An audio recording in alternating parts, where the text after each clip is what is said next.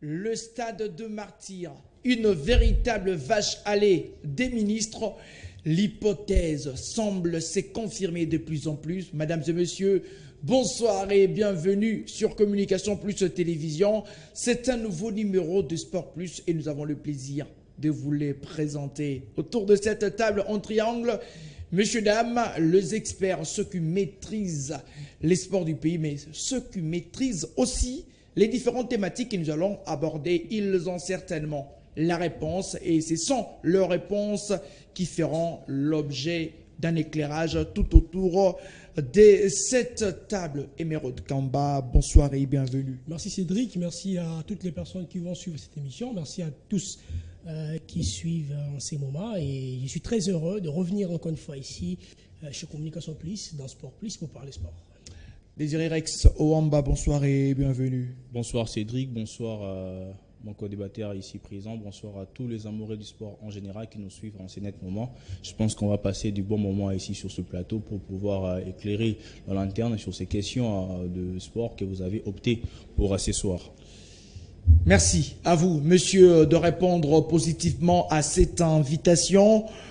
Nous allons servir le repas, mais tout d'abord le menu. 10 jours, nous parlerons du sacre, certainement de la formation de Terreur et la formation de CNCS qui sont au firmament. Les deux équipes ont réussi à l'emporter pour la fin de l'édition 23-24 de la Ligue provinciale de basketball de Kinshasa.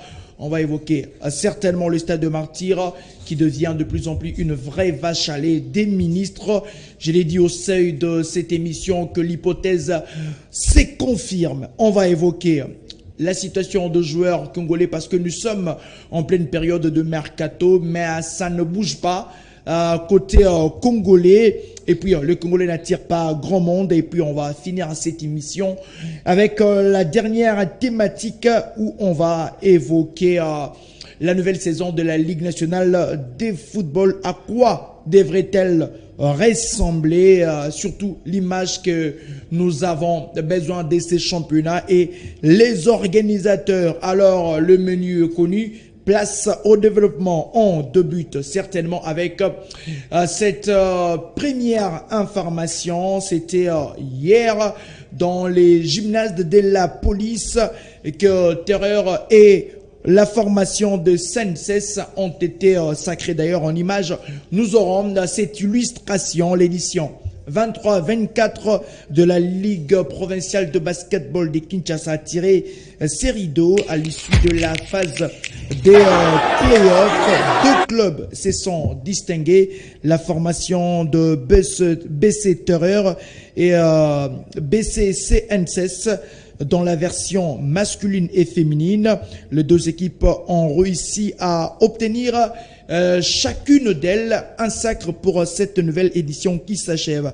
C'était au gymnase de la police qui était le théâtre de ces grands rendez-vous. Celui-ci a réuni un public exceptionnel pour ces deux finales. Le BC Terreur a battu SCTP sur la note de 71 à 61, une finale qui a été amplement disputée, mais au finish, Terreur réussit à se payer la tête de SCTP. Côté dames, la formation de CNCS a dominé cette finale à bras les corps devant la formation d'Atari qui a été étriée par un écart de 20 points, soit 82 à 62. Voilà, en ce qui concerne le de formation Terreur et la formation des CNCS qui sont certainement au firmament. Et puis, à l'issue de cette rencontre, de ces finales, on va d'ailleurs prendre la réaction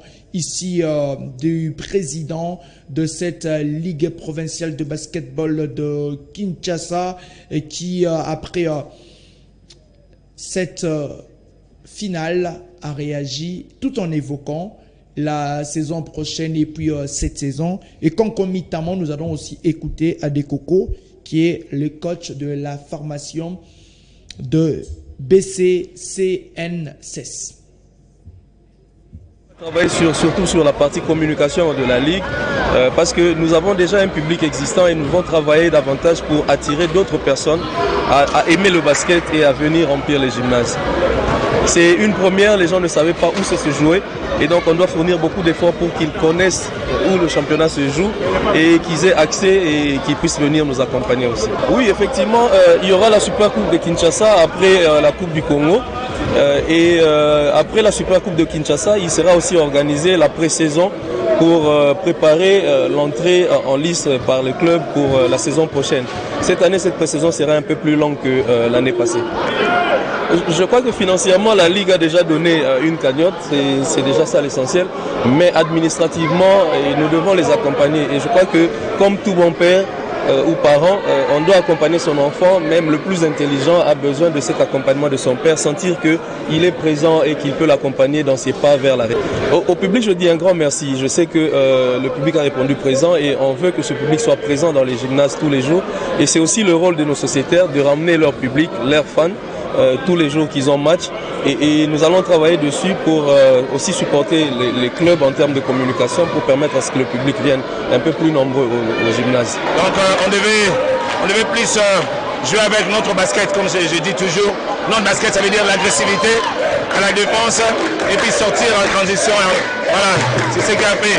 Seulement à la deuxième mi-temps, on a essayé de rentrer comme patron. Alors j'ai rappelé le filles directement que les matchs n'étaient pas encore gagnés. Après, elles ont réagi et c'est bon, ça fait 20 points et félicitations aux filles. Aucune limite, certainement, pour les deux formations qui marchent sur l'eau dans les différentes éditions de la Ligue provinciale de Kinshasa. Monsieur, encore une nouvelle fois, ces deux formations réussissent à se payer l'escape de leurs adversaires.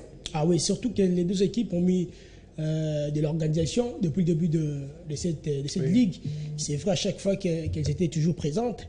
Et là, ce n'étaient pas des adversaires aussi petits, surtout qu'on sait que côté de cette formation des BCNSS a eu bien sûr la possibilité de perdre quand même quelques cadres. Deux sont partis de l'autre côté. Et puis voilà, à profiter aussi de cette maladresse d'Atari qui n'était pas aussi, moi je dirais, dès l'entrée, n'était pas aussi fort que ça. Et a su bien sûr la possibilité de se rattraper à la fin, remporter bien sûr ses derniers cartons, ça n'a pas été suffisant. Et bien sûr, c'est pour Terreur qui conserve son titre, un triplé, on dit dans le couloir, et c'est d'ailleurs bien, c'est d'ailleurs impressionnant de voir cette équipe évoluer comme ça. Mais moi, je crois que ça sera mieux aussi pour ces deux équipes s'ils vont garder, bien sûr, elles vont garder les caps lors de la Coupe du Congo, qui va arriver. Et puis voilà, on va voir ce que ça va donner. Moi, personnellement, dans l'ensemble de la compétition, j'étais ébloui par les 4 formations qui ont joué, bien sûr, les derniers carrés. Et si vous regardez, bien sûr, le physionomie du match, et si vous n'avez pas la possibilité de tenir jusqu'à la fin, vous perdez même dans les moindres cartons. Ils n'ont pas certainement de concurrents. C'est vrai qu'en face, c'était des adversaires, mais pas mieux outillés que les deux formations. Les résultats d'hier expriment simplement la domination écrasante des deux formations, côté masculin ainsi que côté féminin. À l'occurrence, les BC CNSS ainsi que BC Terra qui est sur une 3e fois d'affilée à remporter la Ligue provinciale de basketball de Kinshasa. Et de l'autre côté aussi, CNSS aussi, qui n'a pas vraiment ménagé aucun effort pour pouvoir remporter cette rencontre. Parce que dès le début de la rencontre, il avait 15 points de quart à son adversaire.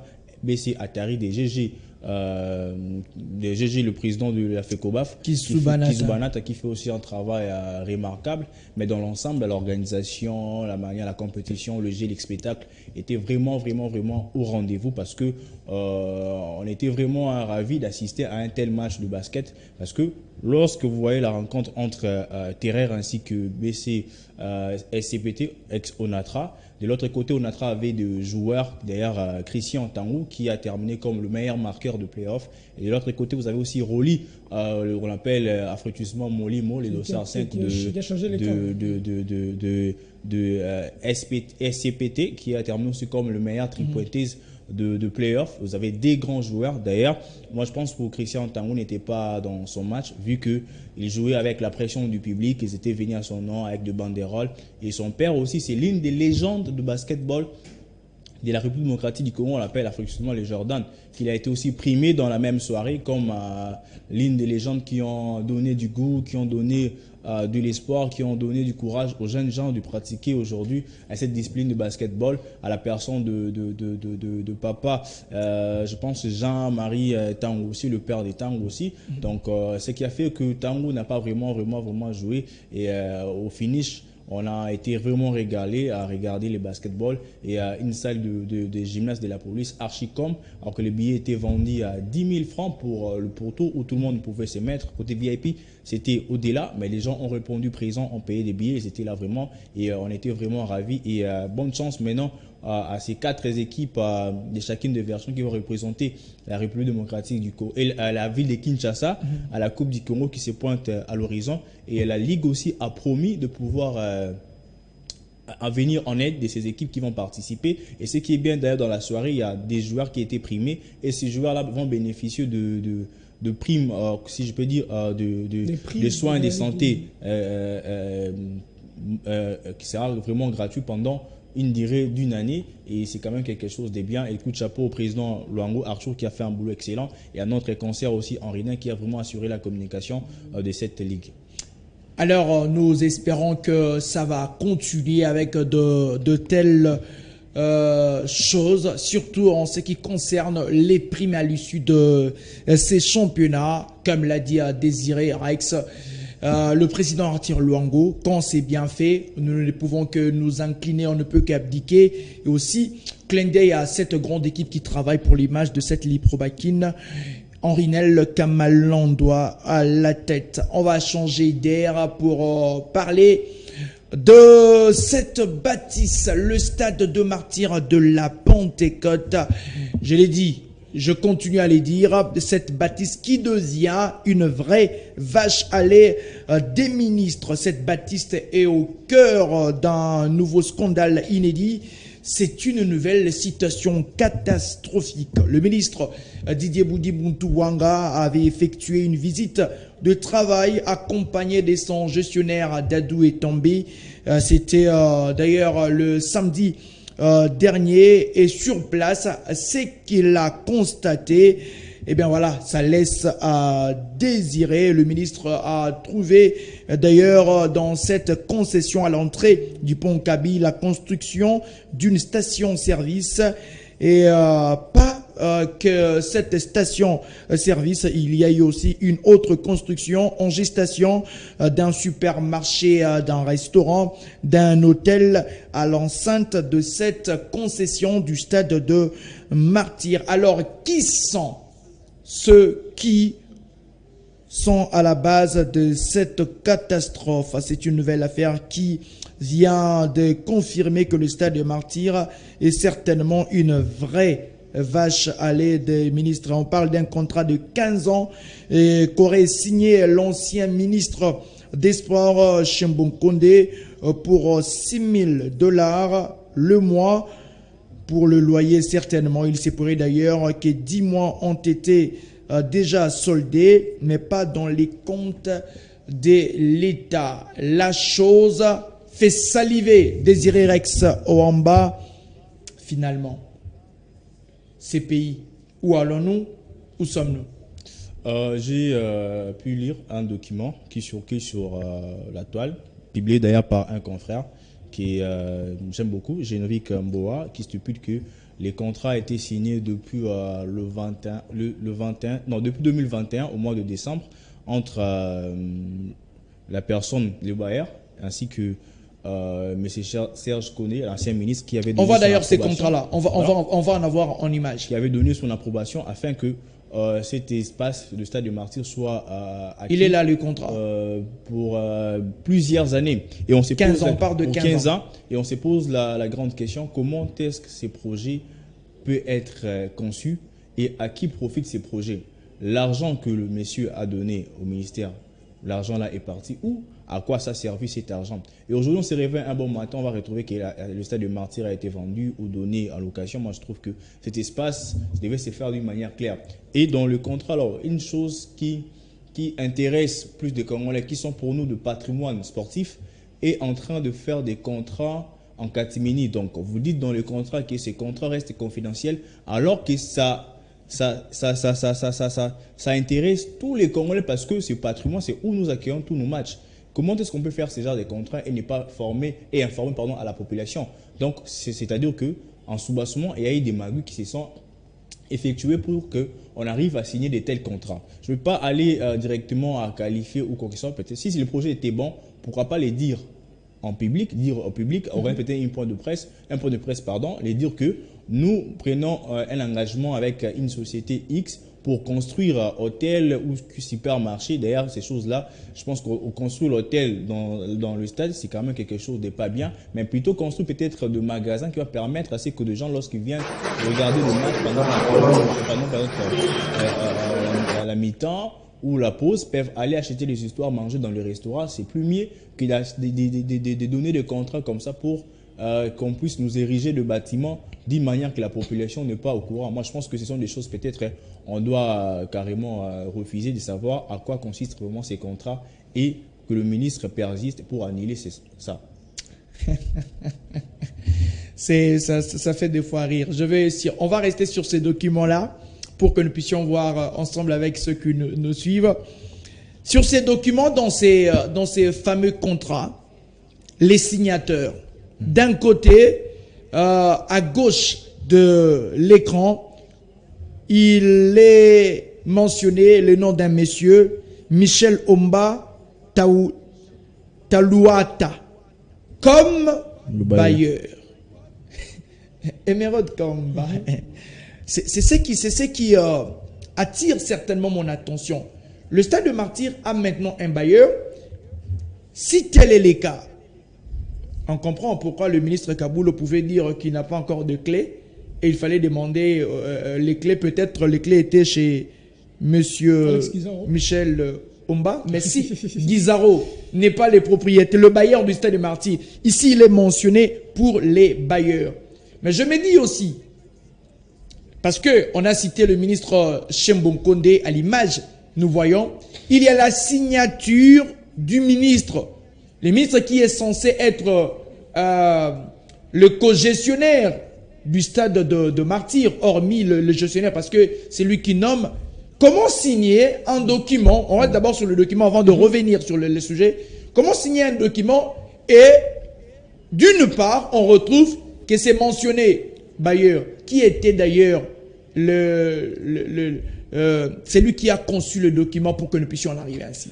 Je crois qu'avant de signer un tel document, il y a toutes les parties qui sont, bien sûr... Ils se convergent. Ce n'est pas seulement les ministères des Sports qui doivent, bien sûr, signer ces documents. Mais c'est là où il y a le problème, parce que les ministres étant un officiel de l'État, certainement, et signer, ce qui m'intéresse, c'est la partie pour bailleur. C'est ça qui m'intéresse. Cependant, il y a les ministres des Sports dans ces pays qui co-gèrent le Stade des Martyrs avec un gestionnaire, mais il y a un bailleur qui n'est même pas mentionné au nom du gestionnaire du stade, mais on parle d'un bailleur, un individu bailleur du Stade de Martyrs. Je crois que sur ce dossier, je ne peux pas juger à chaque fois, ou je ne peux juger 100% bien sûr ces documents, sur le fait qu'on sait qu'avec la technologie, qu'on peut baliser les choses. Mais après, sur la situation... En fait, c'est vrai. Mais restons sur les faits. Ah oui. Restons sur les faits pour bailleur. Je crois qu'il le Stade de Martyrs a un bailleur. Je crois qu'il y a un long processus par rapport à ces dossiers. Oui. Et que si on vient, bien sûr, pour entrer avec des enquêtes, on ne va peut-être pas terminer cette émission. Moi, je crois qu'au-delà des responsabilités, il y a eu quelque chose que ces personnes avaient sur leur tête pour ces dossiers. Et lorsque vous regardez le document, j'ai l'impression de voir M. Serge Chimbo Kondé s'interférer dans les affaires et qu'il fallait bien sûr partir sur les processus normaux. C'est-à-dire, quand vous vendez à une personne quelque chose qui est de l'État, ça doit bien sûr être représenté non seulement au ministère des Sports, même si ces choses n'engagent que le ministère des Sports, ou bien c'est géré à travers le ministère des Sports. Vous et moi savions que bien sûr les clés des bâtiments administratifs ou les clés des bâtiments administratifs de l'État n'engagent pas seulement un ministère, n'engagent non seulement, de l'autre côté on a le ministère de l'Habitat qui est concerné, il y a aussi le ministère bien sûr, l'ITPR qui est également concerné, et Au milieu, il y a maintenant le ministère des Sports. Et là, pour revenir sur le fait, moi je crois qu'il y a, on est parti au-delà des responsabilités. C'est-à-dire, s'il faudra partir de zéro à héros pour découvrir la personne qui était vraiment à la manœuvre de cette situation, je crois qu'il y aura plusieurs personnes, pas seulement Serge Mokonde qui sera bien sûr jugé. Pas seulement Serge Mokonde qui sera jugé aussi. Et il y aura aussi, bien sûr, je dirais... Là, vous évoquez la continuité de l'État. Je dirais... C'est vrai que Serge Condé peut être à la Genèse, effectivement, mais Exode et tous les versets de la Bible, avant sait, d'arriver à l'Apocalypse, il y aura des gens. On sait, avant toute remise et reprise, il y a toujours ce qu'on appelle examen des dossiers. C'est-à-dire, lorsque François-Claude Mouadakaboulou était entré, il y avait cet examen de dossier. Moi qui a eu quand même étirement et chambrage, parce qu'on sait que lors de la remise et reprise de ces ministères, Serge Tchembokonde n'était pas présent. Et que voilà, à l'interne, on ne sait pas ce qui s'est passé, mais je crois que l'examen de dossier est avancé là, avant même la remise de reprise. Est-ce que ce dossier a été présenté?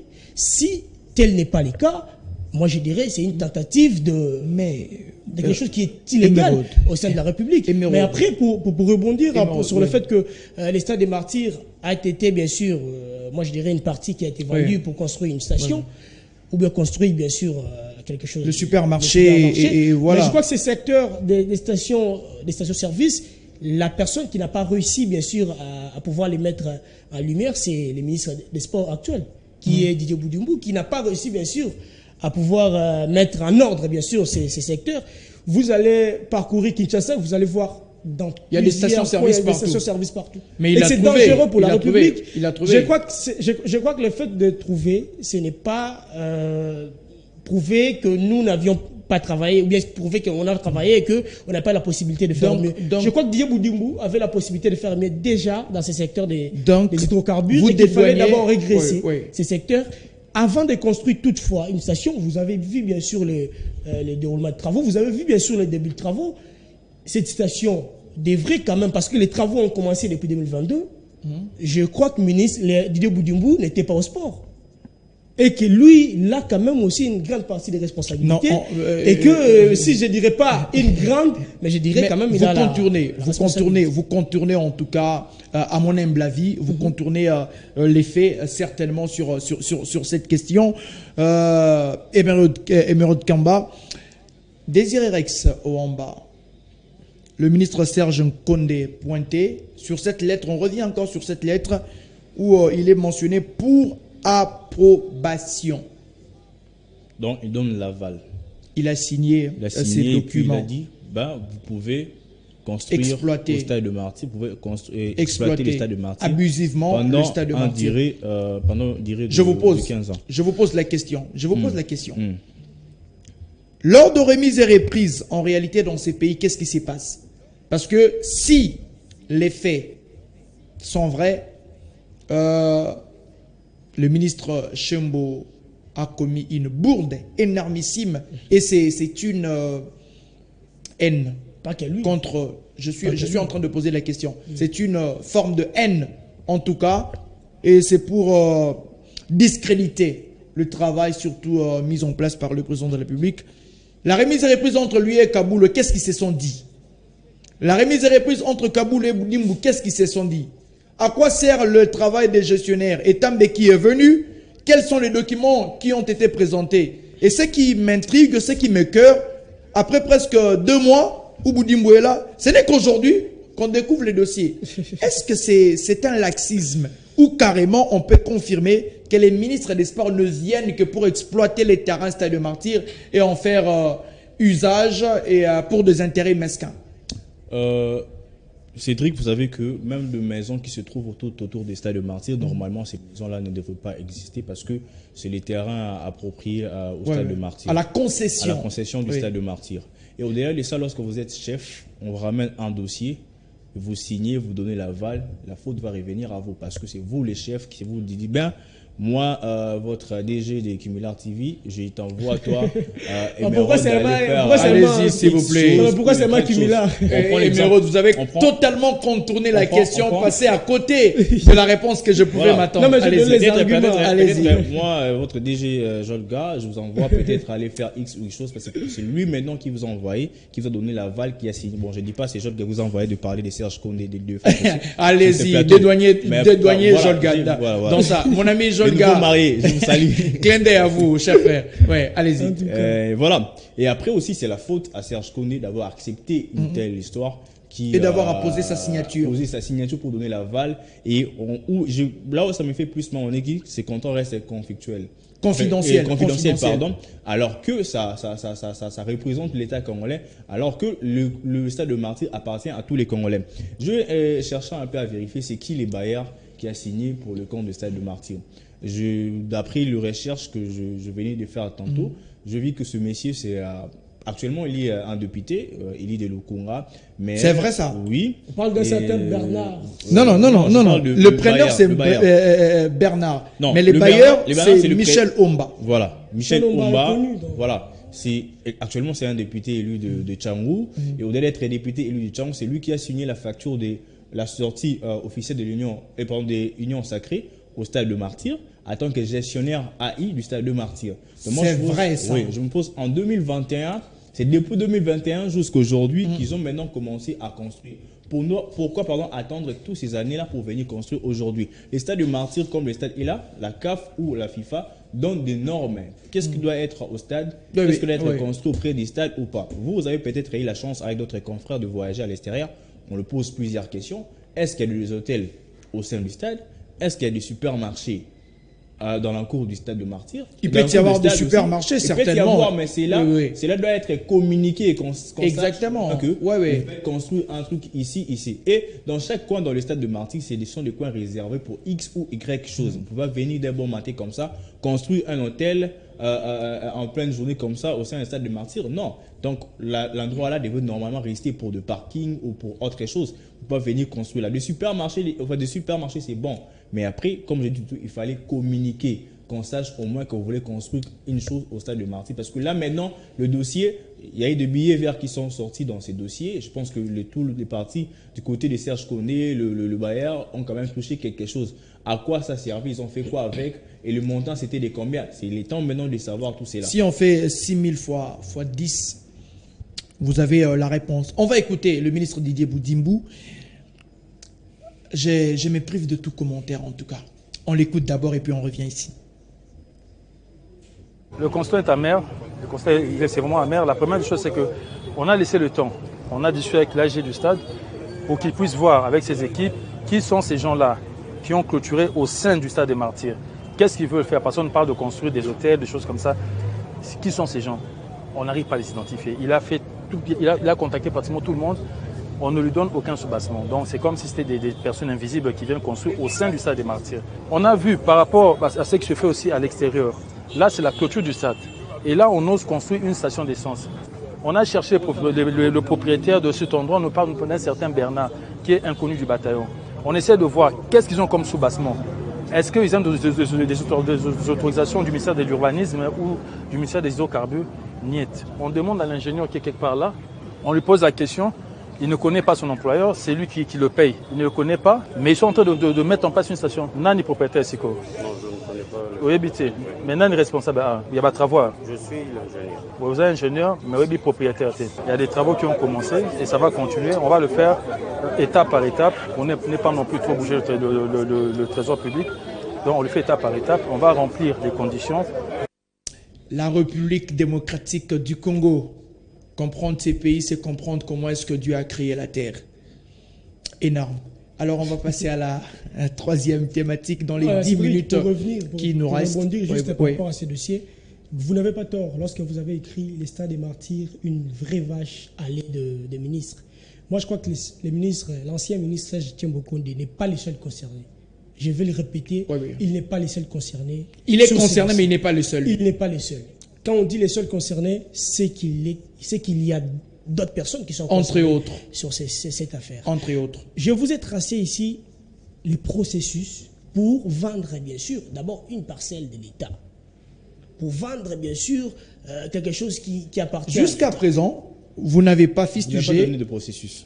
Et au-delà de ça, vous voulez un tout petit peu dédouaner monsieur Pas du tout. Pas du tout. Serge Nkondé. Pas du tout. Déjà, en voyant ces documents, je crois qu'on peut tromper personne. Parce que les téléspectateurs qui sont en train de suivre ont compris que ce document a été signé par Serge Nkondé, qui est l'ancien ministre, bien sûr. Et puis, moi, je reste Qui pas sont ces seulement gens? Celui qui a été auteur de plusieurs bavures Je- dans ses portefeuilles de Je ne l'État. reste pas seulement sur les faits, Oui. parce qu'au-delà des faits, il y a aussi les enquêtes. Donc, c'est-à-dire, si on entre bien sûr aux enquêtes, vous allez voir qu'il y a plusieurs parties qui sont concernées. Et là, ce qui est vrai, même le ministre des Sports, le ministre actuel, Didier Boudimbu, ne comprend pas à 100% cette affaire. Le Stade des Martyrs. Pourquoi il ne comprend pas? Parce qu'il n'a Le Stade des Martyrs- il n'a pas pu Le Stade des détenir Martyrs- tous les documents lors de remise, des différentes remises et reprises. C'est une raison. Le Stade des Martyrs a 80 000 places, le Stade des Martyrs a 80 000 problèmes. Aujourd'hui, Non, on ne parle pas seulement du stade, on parle de la concession. Parce que là, il s'agit de la concession. Oui, effectivement. Si on parle du Stade des Martyrs, la référence c'est que Les terrains. aujourd'hui, le Stade des Martyrs a 80 000 places. Au-delà de ces 80 000 places, il y a 80 000 affaires qui doivent être Qui bénéficie au ministre. gérées ici à RDC. Je ne dirais pas 100% bénéficier au ministre, mais lorsque vous avez écrit une vache à lait des ministres, là vous n'avez pas tort. Ouais, pour finir avec... On finit par là, on n'a plus assez de minutes. On parle bien de la concession, Oui, l'exploitation, tout concernant, mais j'étais surpris de voir qu'au stade de Marseille, il y a quand même des travaux de rénovation, notamment dans l'entrée de ministre et jusqu'à dans son bureau. Je me demande si c'était l'urgent. Il fallait réflexionner pour que le ministre vienne souvent au stade de Marseille dans son bureau. Il fallait retoucher, il fallait faire ceci, cela. Et combien ça coûtait à la République démocratique du Congo pour réflexionner cela. On doit voir clair, il faut qu'il existe la transparence entre le ministre dans sa gestion. Déjà, vous commencez avec les travaux de rénovation.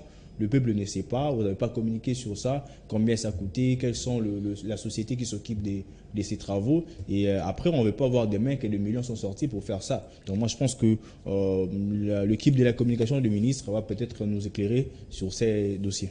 Quelle équipe? Jusqu'où, Vous êtes en train de voir, en fait. cher monsieur, cette bâtisse, jusqu'où, je l'insiste, le stade de Martyrs, la concession du stade de Martyrs sera une vache à lait des ministres. Tout ministre qui vient, son terrain d'exploitation, sa mine d'or, c'est le stade de Martyrs.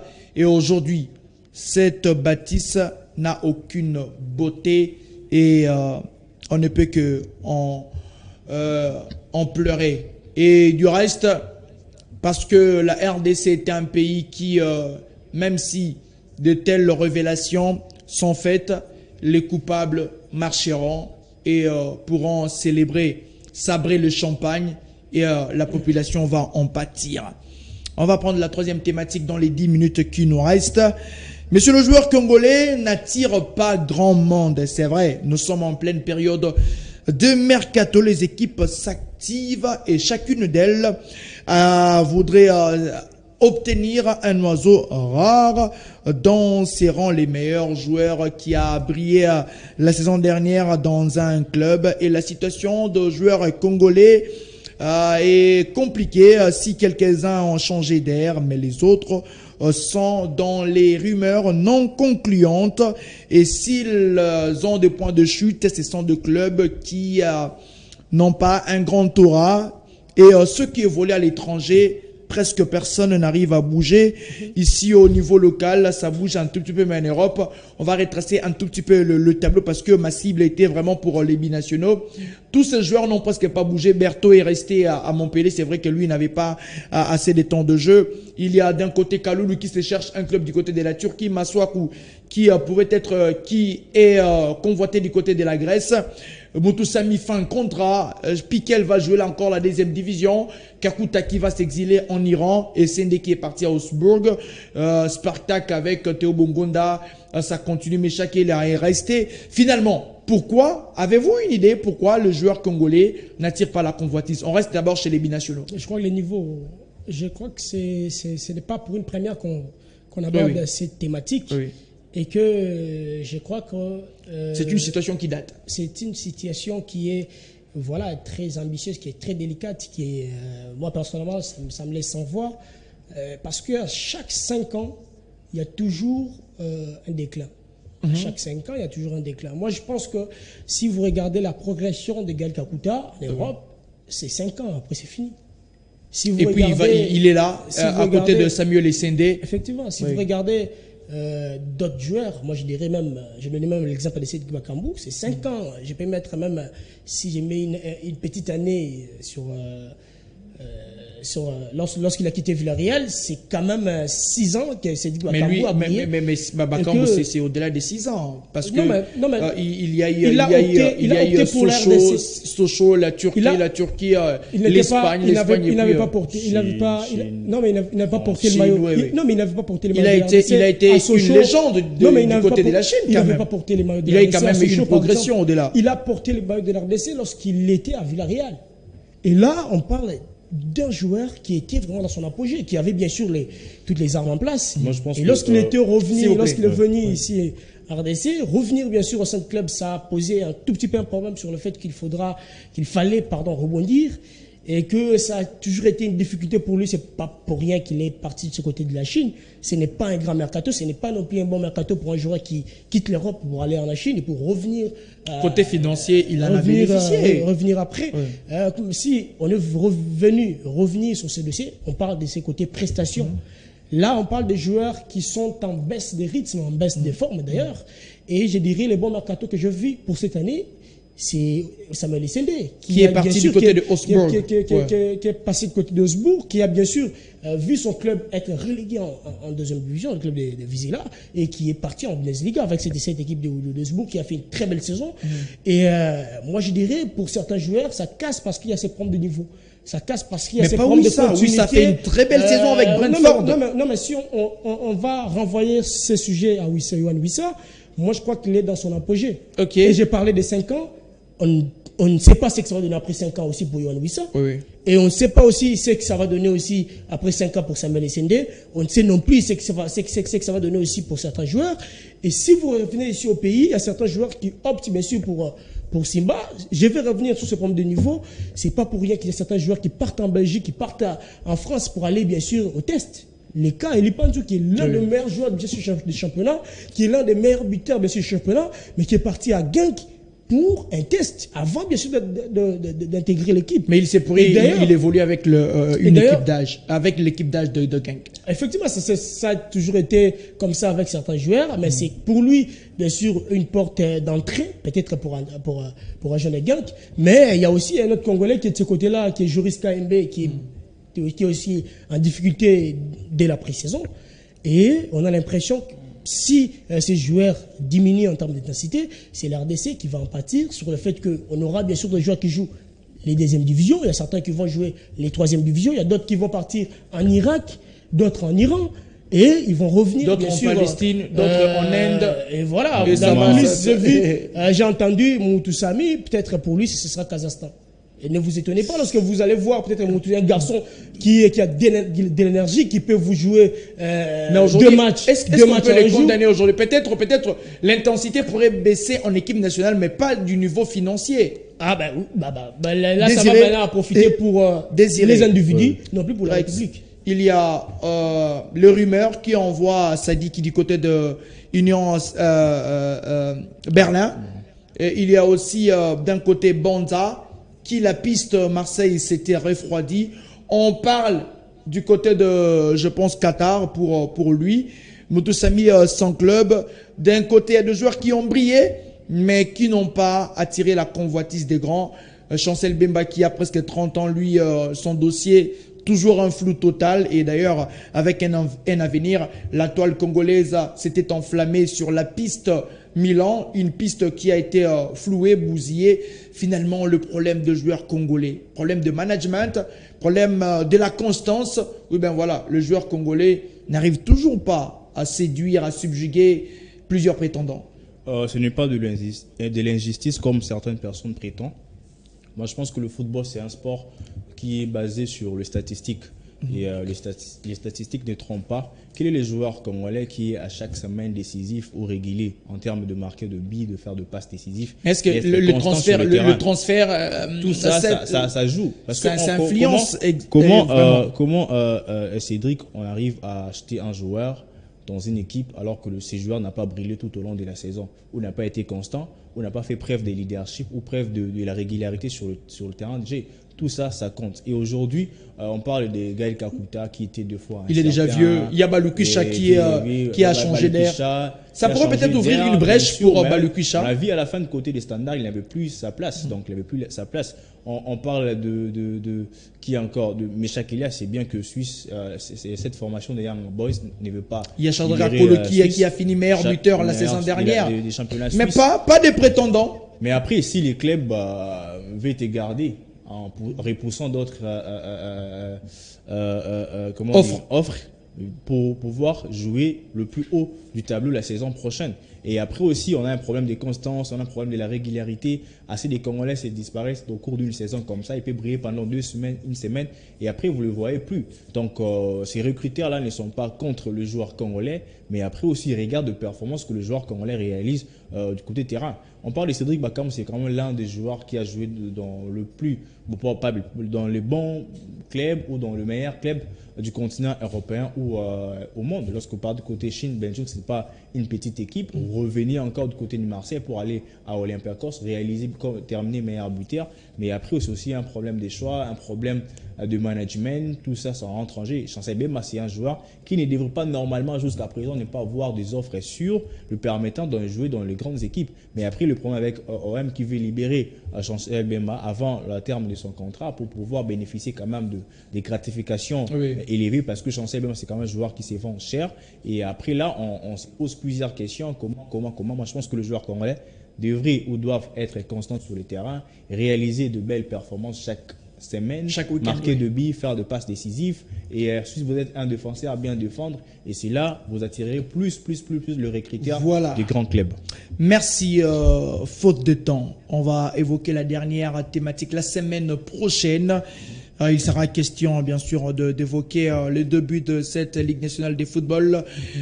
On verra si la semaine prochaine, on aura ces débuts. Mais sinon, on aura des invités qui viendront parler de ces sujets. Merci à toutes et à tous d'avoir été de notre merci.